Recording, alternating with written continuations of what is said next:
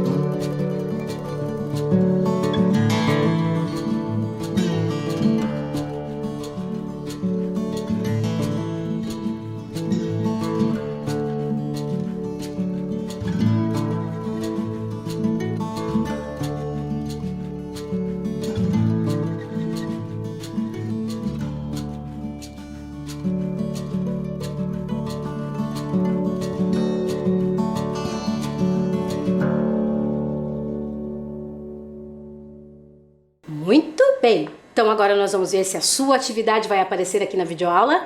Ai, que legal, hein? Presta atenção aí, eu já volto.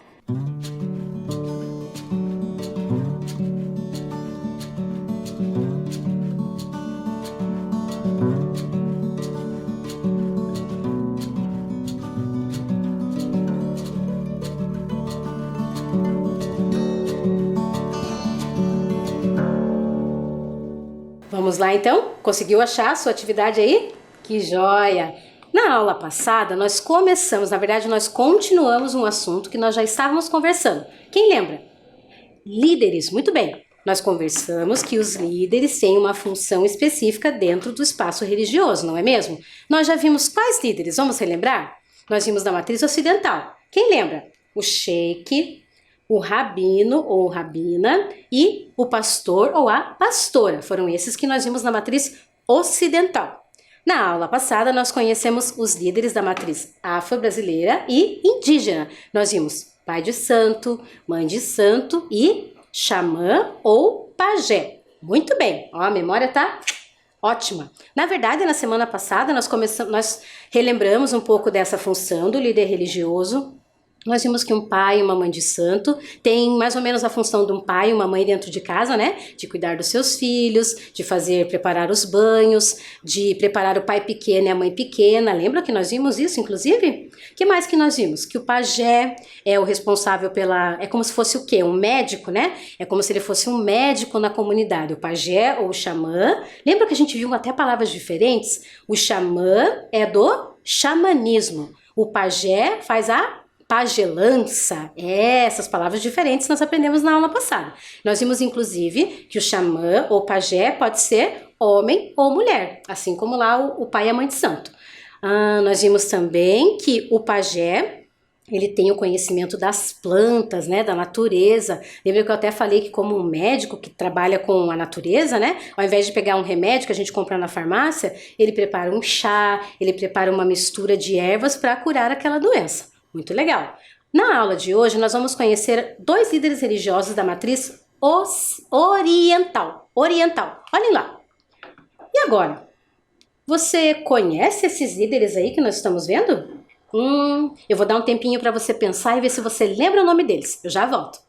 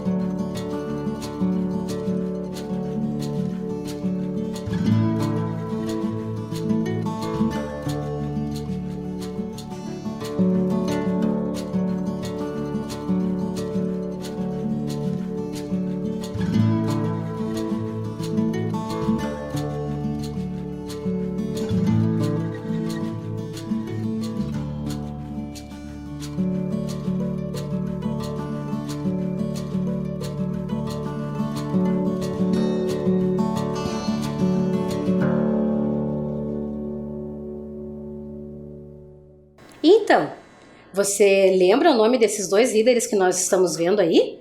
Não? Ah, não acredito. Vamos conhecer eles então? Vamos começar pelo líder que nós ouvimos na história. Lembra aquela primeira história que nós ouvimos na primeira aula sobre líder? Que apareciam os personagens e que eles estavam ajudando o amigo Davi, lembram? E a Yoko veio da onde? Ela era o quê? Budista, muito bem. A Yoko, que era budista, que frequentava o centro de estudos budistas, foi conversar com um monge. Um monge? Prof, o que é essa que está aparecendo aí? Nós já vamos conversar. Inclusive, embaixo está escrito assim, monge / monja. Quer dizer que pode ser tanto monge quanto monja. Pode ter homem ou mulher. Vamos conhecer um pouco mais disso? Então vamos conhecer aqui, ó. Olha lá. Esse que nós vimos na imagem, junto com o outro líder, é o Dalai Lama. Já ouviu falar no Dalai Lama? É bem famoso, né? Esse Dalai Lama que está aparecendo na imagem para vocês é o Dalai Lama Tenzin Gyatso. Vamos ouvir um pouco da história dele? Vamos ler aí comigo na tela. O governo tibetano é teocrático. E quem o dirige é o líder espiritual Tenzin Gyatso, o 14º Dalai Lama. Dalai Lama, que significa Oceano de Sabedoria, é o representante máximo da linhagem Gelupa, sendo considerado a maior autoridade budista tibetana.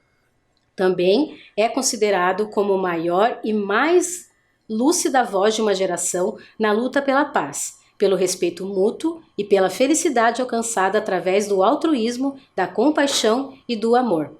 Nossa, prof! Sabem, o Dalai Lama, ele é, além de um líder religioso, como nós estamos vendo, tendo toda essa função de dirigir os cultos, de passar os ensinamentos, ele também é um líder político. O que isso quer dizer? Que lá no governo tibetano, lá no Tibete, existe um governo teocrático. O que isso quer dizer? Que lá, nesse lugar, o governante é também um líder religioso. Ou seja, esse líder, esse país é liderado por uma religião, que nesse caso é o budismo. Vocês lembram por que tem esse nome budismo? O que lembra? Budismo, Buda, muito bem, essa religião do budismo segue os ensinamentos de Buda. Nós até já ouvimos a história do Buda, né? Foi um príncipe que nasceu há muitos anos atrás, e aí ele começou a ver as coisas do mundo e ele começou a espalhar uma mensagem de paz. E é isso que os budistas acreditam, na mensagem de paz. Inclusive está dizendo aí que o Dalai Lama, que ele é o 14º Dalai Lama. O que isso quer dizer? Que já tiveram quantos Dalai Lamas? Isso, 13 Dalai Lamas. E ele é o 14º. O Dalai Lama não é eleito. O que quer dizer eleito? Nós aqui no Brasil, agora está até passando a eleição, né? No Brasil, a gente escolhe quem vai governar na eleição. O povo escolhe, né?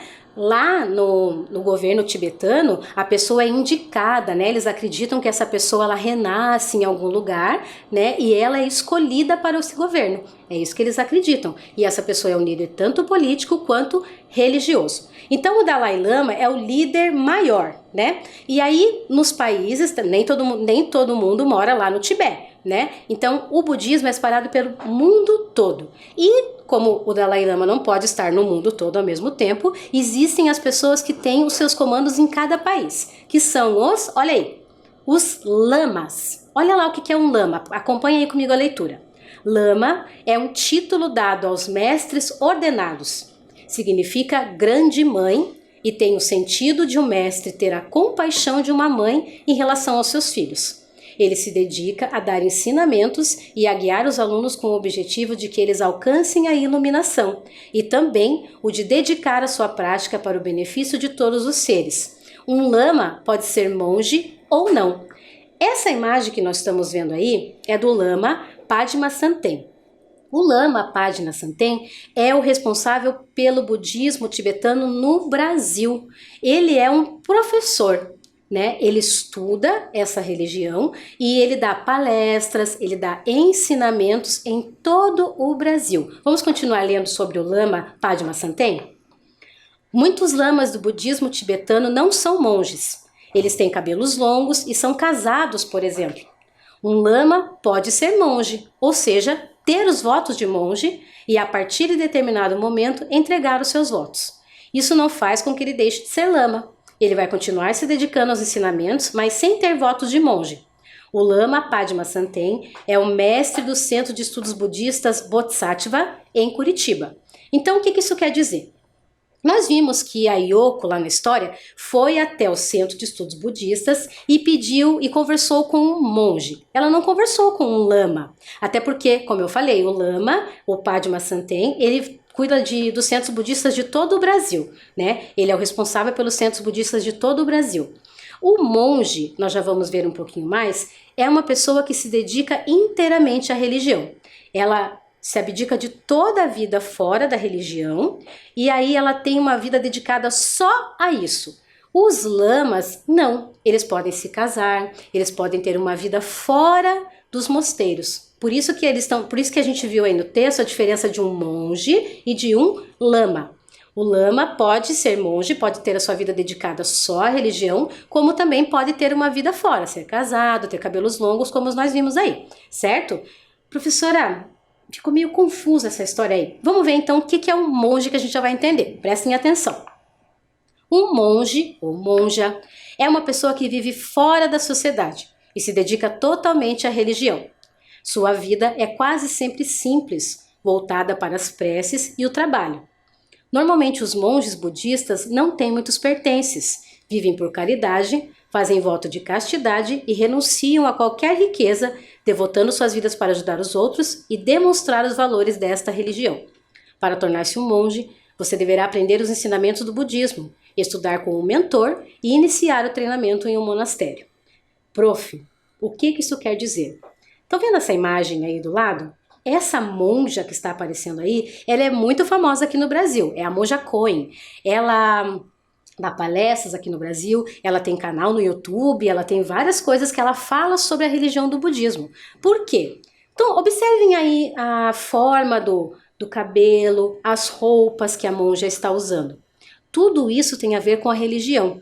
Prof, mas ela usa o cabelo raspado. Sim, sabem que para ser um monge você tem que esquecer, é como se fosse assim. Eles saem da vida normal e vão se dedicar só à religião. Então, para não ter vaidade, aí tá até escrito que eles têm voto de castidade. O que isso quer dizer? Que eles não se casam, né? O voto de castidade, eles não se casam. Eles têm o voto para não ter bens materiais. O que é um bem material? Um monge não vai ter uma casa, ele não vai ter um carro, não vai ter usar joias, né? Por quê? Todo o interesse dele, toda a dedicação é para o estudo da religião. Sabem que, então tá dizendo aí que para você se tornar um monge, você tem que frequentar, né, morar num mosteiro.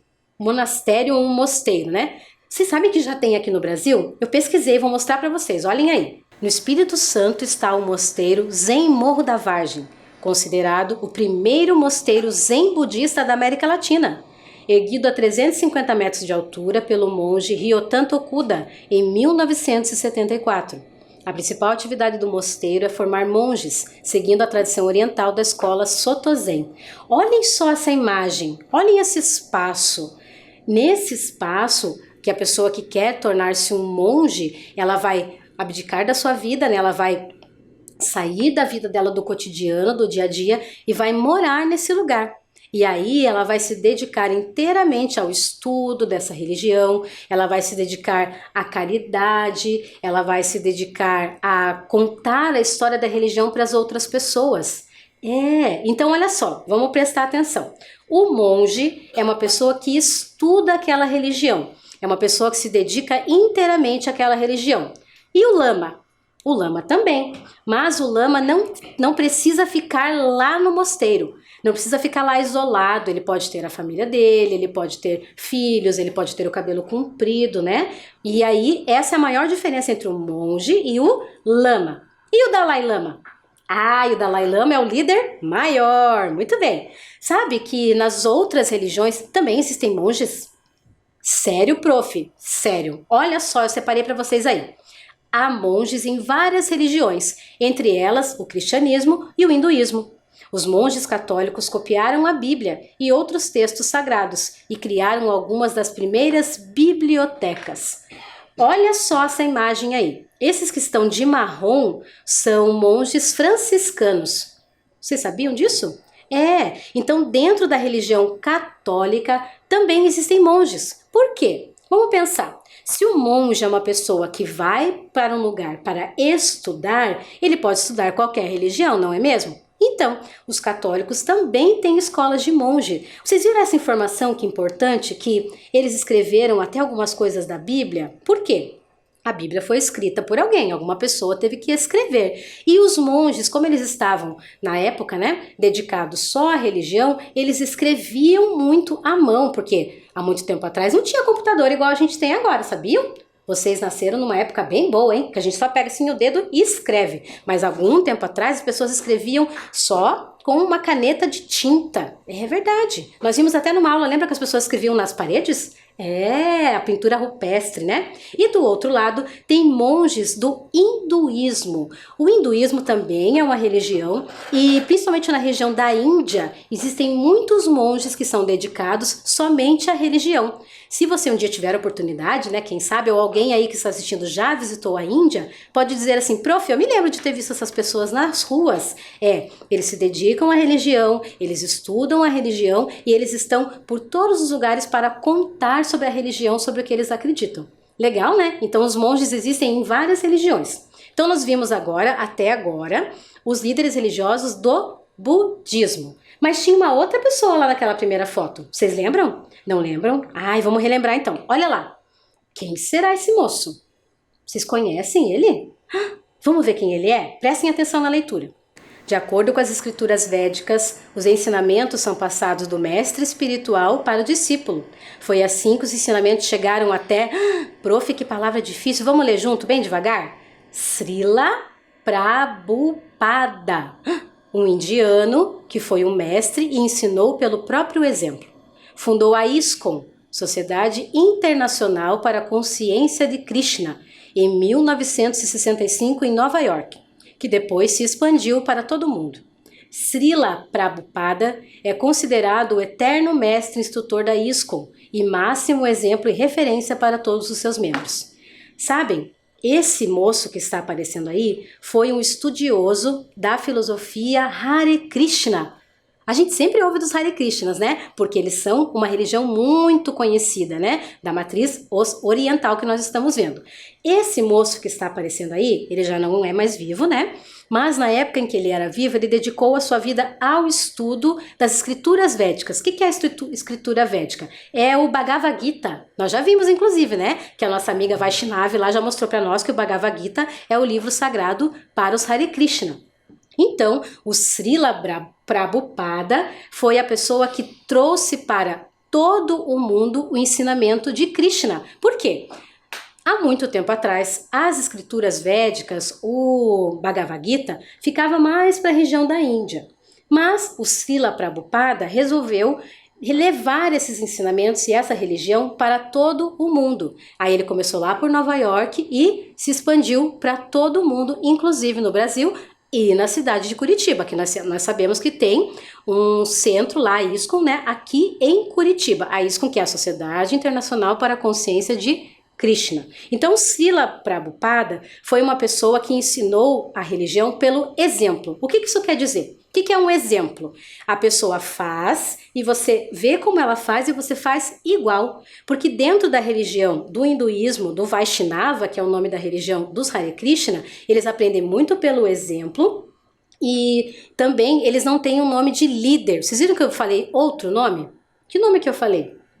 Mestre espiritual. Para eles, ao invés de chamar de líder, eles chamam de mestre espiritual. E o que eles acreditam? Que desde o tempo que Krishna esteve na Terra, isso há milhares de anos, segundo a história do Bhagavad Gita, há milhares de anos, Krishna esteve na Terra e ensinou para alguém. Por exemplo, eu, professora Macleise, sou uma mestre, né? Eu sou um mestre. Vocês são os discípulos, as crianças. Então é assim, eu estou ensinando vocês, certo? Aí você aprendeu uma coisa comigo e vai contar para outra pessoa. Então agora quem é o mestre? Você. Olha só. Por exemplo, eu vou ensinar você a falar Srila Prabhupada. Então vamos lá, eu vou ensinar. Devagar, eu falo, você repete. Vamos lá. Srila Prabhupada. Sua vez. Muito bem, agora você vai chamar um adulto, pode ser a mãe, o pai, quem tiver. Se tiver um irmãozinho, ensina alguém, tá? Eu vou dar um tempinho, então vamos lá. Eu falo, você repete e aí você ensina alguém, ok? Vamos lá. Srila Prabhupada. Você.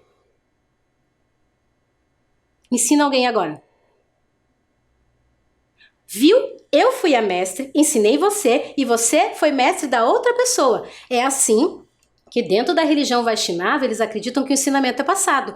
Uma pessoa passa para outra, que passa para outra, que passa para outra, e assim se passaram milhares de anos, até chegar no Srila Prabhupada, que trouxe o ensinamento para as pessoas que estão aqui agora. Dentro das sociedades ISKCON, além do Srila Prabhupada, que é o que trouxe todo o ensinamento, existem os presidentes de templo. Olha lá. Presidentes de templo, prestem atenção na leitura. São as autoridades administrativas dos diversos projetos urbanos e rurais da ISKCON, Sociedade para a Consciência de Krishna, em todo o mundo. Pela exigência não apenas gerencial, mas também espiritual, são autoridades espirituais. No templo ISKCON de Curitiba, o presidente, mestre e instrutor é o Prabhu Harakanta. Olha! Esse senhor que está aparecendo aí do lado é o Prabhu Harakanta. Então, dentro da ISKCON, dentro dos templos Hare Krishnas, existe um presidente, né? O que é um cargo de presidente? É a pessoa que comanda, né? Não quer dizer que o que ele fala as pessoas têm que obedecer sem questionar, né? Mas para uma organização dentro do templo, ele é a pessoa que gerencia, que diz, por exemplo, lembra que eu já contei, a gente até já viu alguns vídeos, que dentro do templo da ISKCON eles têm várias atividades, né? Os devotos, né? Eles acordam cedo, eles fazem as orações, eles fazem a distribuição de alimentos, que nós já vimos nos vídeos, né? Então, o Prabhu Harakanta, ele organiza isso. Ele vai dizer quem é que vai fazer o arroz, quem é que vai limpar os banheiros, quem é que vai limpar lá o templo, né? Então ele vai coordenar isso dentro do templo. Legal, né? Então nós conhecemos hoje o líder na religião budista e nós conhecemos os líderes, né, os mestres espirituais para a religião Vaishnava, ou como é mais conhecida pelo Hare Krishna, pelo mantra Hare Krishna, né? Vamos fazer a atividade de hoje então para a gente fixar esse conhecimento? Prestem atenção. Ordene as sílabas e forme alguns dos nomes dos líderes religiosos que aprendemos na aula de hoje. Então olhem lá, a sílaba vai estar misturada. Você vai ordenar, ou seja, vai colocar ela no lugar para formar a palavra ou o nome do líder que nós vimos hoje. Eu vou dar um tempinho para vocês e eu já volto.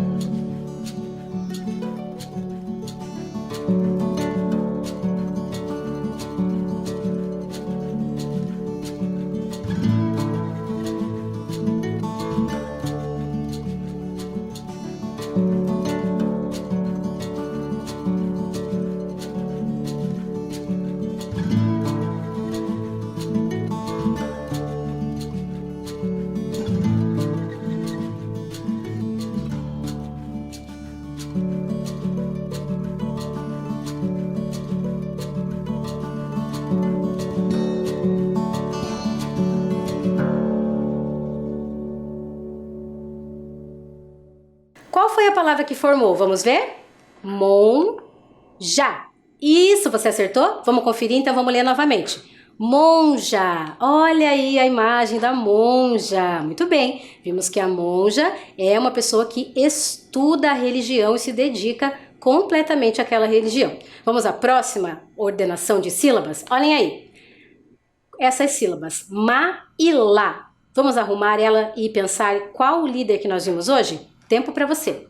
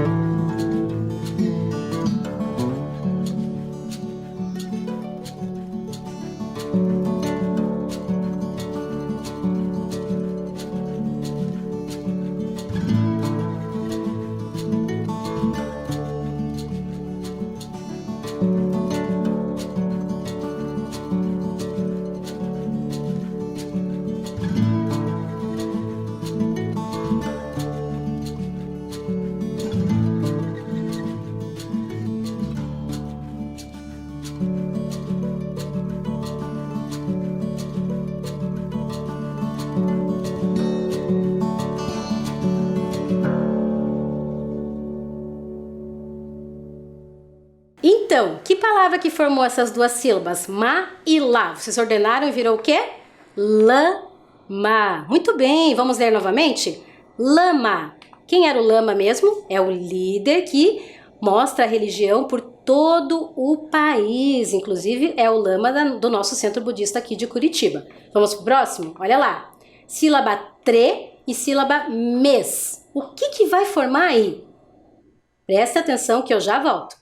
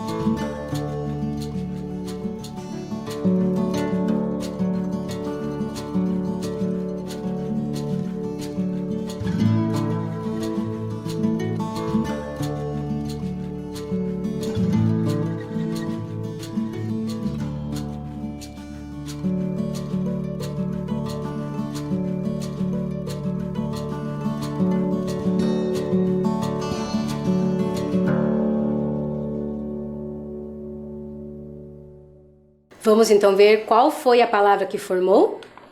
Mestre. Vamos ler novamente? Mestre.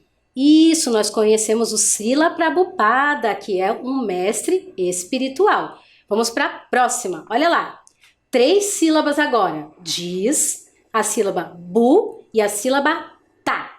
O que será que vai formar aí? Tempo para você.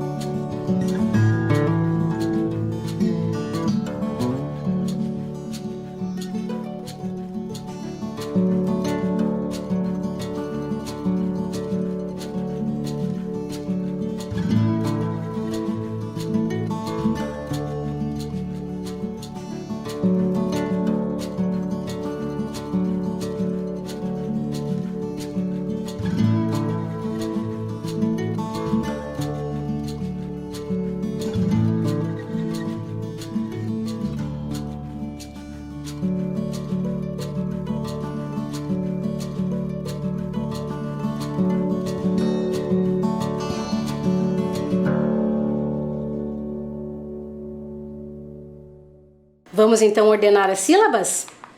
Bu-diz-ta. Muito bem, vamos ler novamente? Budista. Quem que era budista na nossa história? A Yoko. Muito bem. Vamos para nosso último desafio. Agora são 4 sílabas. A sílaba den, a sílaba si, a sílaba pre e a sílaba te. O que vai formar aí? Tempo para você.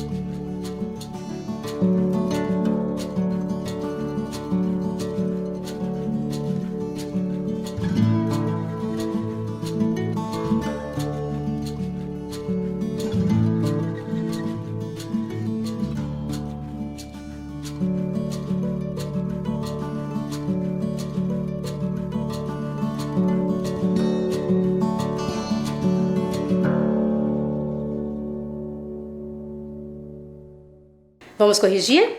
Presidente.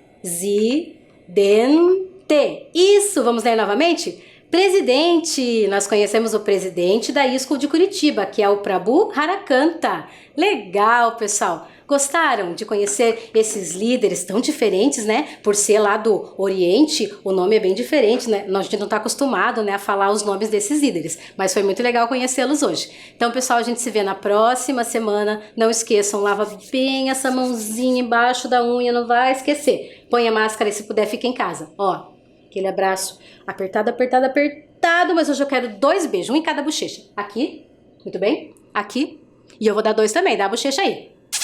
A outra bochecha? Muito bem, até semana que vem. Tchau, tchau, pessoal.